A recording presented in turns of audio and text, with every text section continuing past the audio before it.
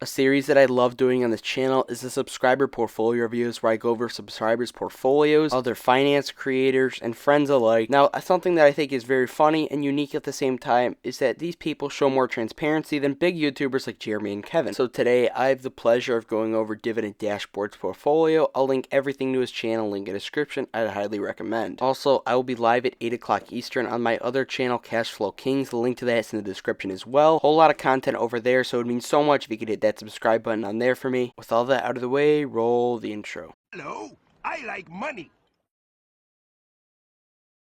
Before I get into the holdings and all the nitty gritty of it, I like to know the investor's age, objective, and goals of the portfolio, because what my goals and what my personal views on investing may be different than somebody else's. I might like higher growth, somebody else might like a little more yield. So to start off, his portfolio has a current value of $14,565.34, with $167 of that being in cash. He's 30 years old, lives in Puerto Rico, and his goal is to achieve barista fire. Now, if you guys don't know what barista fire is, there's basically 4 types of fire. Barista fire is where you're getting money on the side from your dividends and other investments in the form of passive income, but you're also working like a part-time job like a barista at Starbucks for something like that, and you're trying to get some extra income with that just to keep yourself kind of active. In his 30s, I would think it's safe to assume that he's looking to live off of or use this dividends as passive income to pay for expenses relatively soon, when like next 5-10 years. So his dividend yield is going to be a little higher than somebody like me. Currently, his portfolio yield is 3.01% with 21 holdings in the portfolio, and is $405.74 in annual dividends.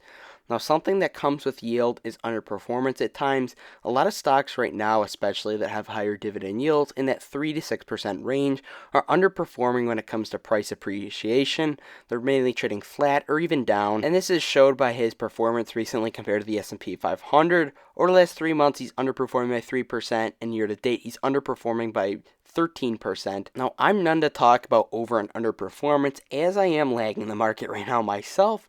With that said, though, I think when it comes to like stock total performance for him, especially considering that he's looking to live off of the dividends relatively soon, I don't think it's something I would pay too much attention to. But for somebody like me, when I'm looking for a solid total return over the long term, it is something to kind of pay attention to. Next, we're going to go into the sector allocation to see what stocks and industries that he is invested in. Alright, to start off, technology makes up 13.07% of his portfolio. I'd say that's a pretty solid amount.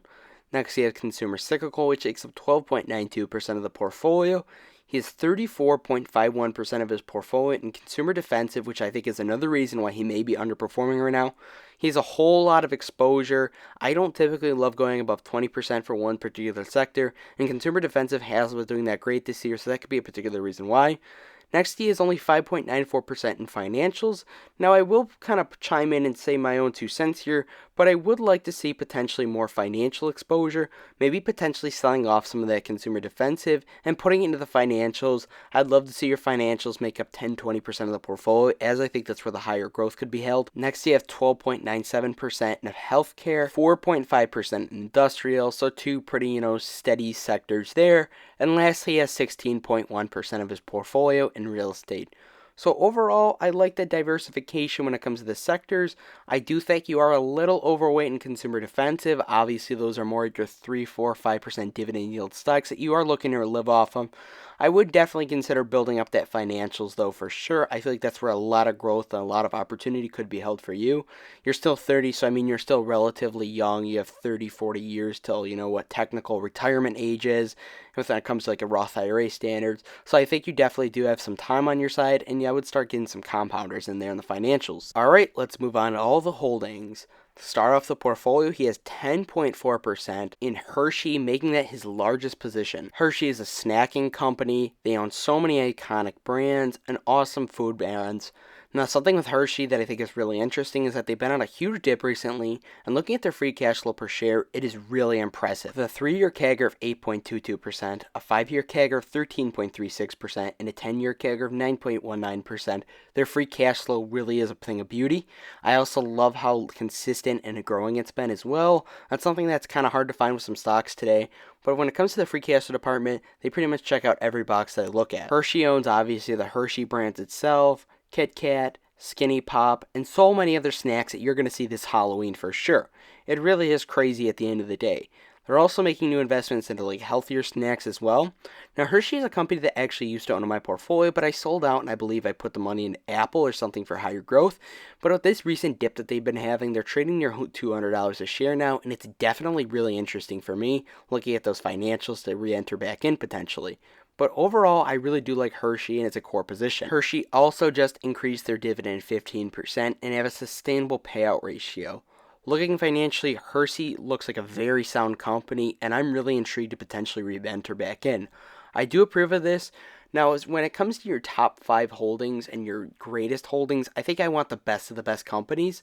So I'm a little surprised a company like Apple or Microsoft isn't at this top spot. But at the same time, Hershey is a very strong company, and I wouldn't mind it being a top 5 holding. Next is Pepsi, making up 3% of his portfolio. Pepsi obviously owns so many iconic brands, but there are valuation concerns. With that said, though, them and Coca-Cola have been on big dips recently, so it's getting appealing to potentially re-enter back in. It would have to get to the 150, 140 range for me to continue chipping away. Next is Visa, unfortunately making up 2.8% of the portfolio. Visa is such a high quality company, I would potentially look at making this a core holding. 2.8%, I just feel like a company like Visa, it needs to be in that 10% range. But with that said, though, it's good exposure nonetheless. Next, he has 5.7% of his portfolio in Apple. Apple's an amazing company, and I think over time their dividend will get better. Obviously, it doesn't have the greatest growing dividend right now. The growth is a little bit above inflation, but their buybacks are insane. I really like Apple as a core holding, and I'm happy it's one of your bigger positions. Next, he has Colgate, making up 4.1% of the portfolio. I'm personally not a huge Colgate fan. I sold out of it. It's not really much of a high grower. It trades at a really high premium. I would personally considering selling out of Colgate potentially and looking to put it in a higher growth opportunity. They don't have the greatest dividend yield from what I remember either. I remember it was in that like low 2% range. Like, yeah, Colgate isn't going to go anywhere in the next 50 years, but at the same time, I feel like there's so many better opportunities than Colgate. So it's definitely not a stock that I love. Next, you have Coca-Cola making up 1.38% of his portfolio. Coke's a weird company right now. It is trading on a bit of a decline, but still at a bit of a premium. Their growth rates are nothing crazy, but I think at the right price, it could be attractive. If it were to go below $50, I'd start looking a lot closer at it. Right now, for me in my portfolio with Coke, I'm not too eager to buy it as the growth rates are a little slower, but I definitely don't want to sell at this time either. But at the right value, I definitely wouldn't count myself out from adding to Coke at these prices. Next is Realty Not Reality Income, making up 6.2% of the portfolio. Realty Income is getting smoked as of recently, trading at $50 a share right now. It's kind of a weird position for me personally because obviously Realty Income's growth is not great, but I do think it is undervalued relatively. I've been buying up a lot of Vici recently, and I did dip my money into O a little bit. With that said, though, I'm going to have to do a deeper dive before I add a whole lot more to O and get my cost per share down. With that said, though, their growth is a little slower, as I mentioned, but I think they aren't going to stop paying their dividend, that's for sure. Next, you have Stag, which makes up 3.1% of his portfolio. Stag's an industrial REIT. I'm not a huge fan of Stag just because overall with REITs, I feel like a lot of them are kind of just traps. Not great total returns over the long term though. But Stag's been doing it all right. They do also pay a monthly dividend. Stag basically owns a bunch of warehouses that are used by companies in America every day. So I mean, it's definitely not going anywhere, that's for sure. But at the same time, where could other opportunities be? Next is the staple Procter & Gamble, making up 3.2% of his portfolio. PG is another one of those companies. The growth rate's not going to be insane, but it's not going anywhere over the next 50, 60 years. If it's at the right value, of course, I'd look at it much closer. With that said, though, their growth is limited at this point in time. I just don't see where I think there's other better opportunities for me personally, but Procter & Gamble is definitely a very solid company nonetheless.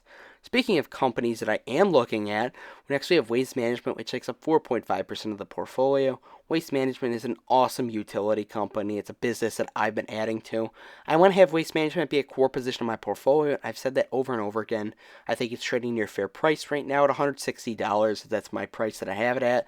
Is it $152 right now? Waste Management's definitely a company that I'm going to continue adding to, and it goes on. Next is Clorox, making up 4.3% of the portfolio. Now, me personally, I'm not a huge Clorox fan. I used to own it back in the day. I bought it at a horrible time. I sold out much better where it's at right now. I believe I sold out at $175.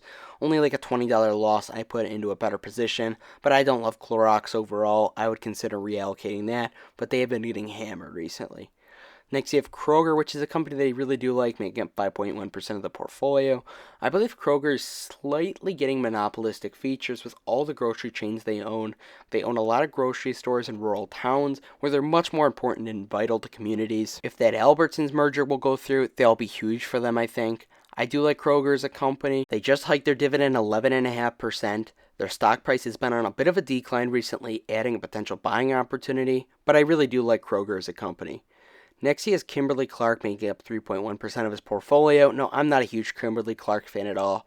I view Kimberly-Clark as just kind of there. It's going to pay you a 3-4% dividend yield, but what else is it going to do? I see much better opportunities, but if you're investing for that dividend yield, I guess it's an alright company. Next, we have a very good company, which is, of course, Starbucks, stock ticker SBUX, with 8.7% of the portfolio. Starbucks, you guys already know my thoughts. I love it so much as a company. It secretly acts as a bank. If you want to hear more about me ranting about how much I love Starbucks, watch my analysis video I did. Starbucks, I think, offers a great variety of growth and dividends for you, so I really do think that's a solid position to have in your portfolio. Next is JP Morgan, making up 5.9% of the portfolio. Now, I'm not huge into bank stocks, but I do like Jamie Dimon and I do like JP Morgan. If that were to be the one bank stock I had to own, I would definitely choose JP Morgan. They have solid dividend growth as well, and they look decent financially. So I'd like this position overall if you're looking to get bank exposure, which I think there's nothing wrong with. Next is a company that I've actually been looking at myself personally a little bit recently, which is Home Depot, which makes up 2.9% of his portfolio. Home Depot looks very strong financially with strong dividend growth, share buybacks, and awesome free cash flow growth as well. It's a company that I'm currently doing more research on at the moment. With that said, though, it has been on a bit of a dip recently, and if it continues falling, you could see me adding some. You'll have to look in the Discord link in the description or wait for my portfolio updates every month to see. Next, he has Johnson & Johnson, which takes up 6.8% of the portfolio. I've had some conflicted thoughts on Johnson & Johnson recently. I think that they're literally the definition of a 6% total return every year company, which I don't think there's anything wrong with. But for me in my situation, I'm kind of questioning if I want that or if I could put the money elsewhere where I could get better returns over the long term. I was very close to potentially trimming some of my Johnson & Johnson position, but I'm still thinking about it. Next, he has Nike making up 1.4% of the portfolio. Nike's an amazing company. They're a moat. They have an amazing brand and great brand value, and I think now is a potential good time to add in the 90s, and I personally have. Nike has proven that it is immune to fashion trends and fashion cycles, which is another thing I love about the company. Financially, they're a very strong company. Their dividend growth is great. They buy back shares over time, and they produce large amounts of free cash flow. Anytime you have a company that can make a $15 shoe, put their logo on it, and sell it for $250, and have so much demand that they do, it's a business that I want to be part of. Next is DLR, making up 6.9% of the portfolio, which is Digital Realty Trust. I don't know much about this company overall. Looking financially, they look decent. Their dividend growth and free cash flow looks a little funky to me, so I'm sure he has his own thesis, and I'd love to hear in the comment section from him, which I'm sure he will. Next, he has AbbVie, which is a company that I love, making up 6.2% of the portfolio. AbbVie's dividend and dividend growth is nuts. The free cash flow is very solid as well. There are questions about Humira and how that will impact them financially. Now, a big thing that people don't understand is that they can actually still sell Humira. They just don't have the patent anymore. Pharma is one of those industries that you want to probably be invested in as a shareholder, but there are a lot of skeletons in the closet and there are a lot of moving parts. So approach with caution when investing in pharma for sure. There are so many drugs and so many things you need to pay attention to when investing in these companies. And lastly, in his portfolio, he has Texas Instruments, which is a very strong dividend grower, making it 4.6% of the portfolio. Texas Instruments, I think it's an amazing long-term stock. It's going to basically benefit from the world going digital, semiconductor company, and I love them. With that said, though, I'm not looking to add any to my portfolio. At this point in my life, in my portfolio stage, if there's going to be a company that I'm adding, it has to be a really great company. And I think Texas Instruments is a good company, but it's not a really great company. But at the right price, you could see me adding some. Taking a look at the total return of some of his stocks, Apple is the huge gainer in his portfolio, and he's up nearly 60% on it. AbbVie as well, he's up 35% on that position. But overall, a lot of his stocks are trading flat. A lot of those, more boring companies that I kind of mentioned, those Cokes, those Pepsis, Kimberly-Clarks, etc., Those are going to kind of hold him down from outbeating the market, but at the same time they're going to be offering that stability and dividend income for him. So it's kind of a trade-off for sure. So with the portfolio, it is a little different than my personal investing strategy. He has a lot more slower growing, more boring companies, which there's nothing wrong with at all. The only companies that I kind of question are Clorox, DLR, and Colgate, but I do like the rest of the portfolio for sure. I would considering possibly, if you could, sell out of maybe some of those slower growth positions and put it into a company like Visa or a compounder and just kind of let that do its own work in your portfolio. You don't need to necessarily live off of that, but definitely just let it compound for a long period of time. Trust me, you'll be happy at the end of the day. Thank you once again to Dividend Dashboard for allowing me to go over his portfolio. It was a true honor. Once again, guys, go show him some love on his channel. I'll link in the description. Thank you for watching. If you want to go the extra mile, become a channel member today for only $5 a month. Get access to some exclusive episodes, a stock market competition, and some more perks that I have coming on the way soon. Your support is greatly appreciated. Thank you all, and of course, smash the like button and do dividend stocks, drugs. Have a good one.